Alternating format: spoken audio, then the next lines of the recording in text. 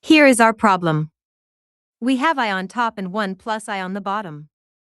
We need to write this as a simple complex number, so we can see the real part and the imaginary part. When we have a tricky bottom like 1 plus I, we use a special helper called the conjugate. The conjugate just means we flip the sign in the middle. So 1 plus I becomes 1 take away I.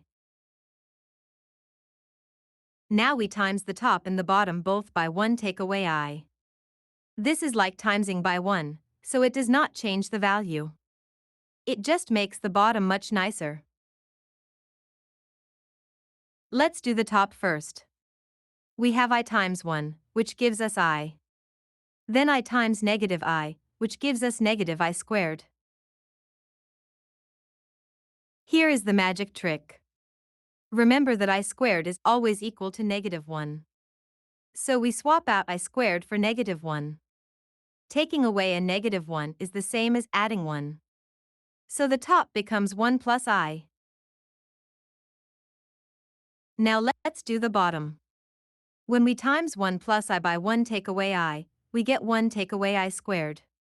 This is a nice pattern to remember. Again, I squared is negative 1. So we have 1 take away negative 1, which is 1 plus 1, which equals 2. The bottom is now just a simple number with no I at all. That is exactly what we wanted. Now we put our new top over our new bottom. We have 1 plus I, all over 2. We can split this into two parts, 1 over 2, plus I over 2. We did it. Our answer is 1/2 plus 1/2 I. So the real part is 1/2, and the imaginary part is also 1/2. Great job working through this.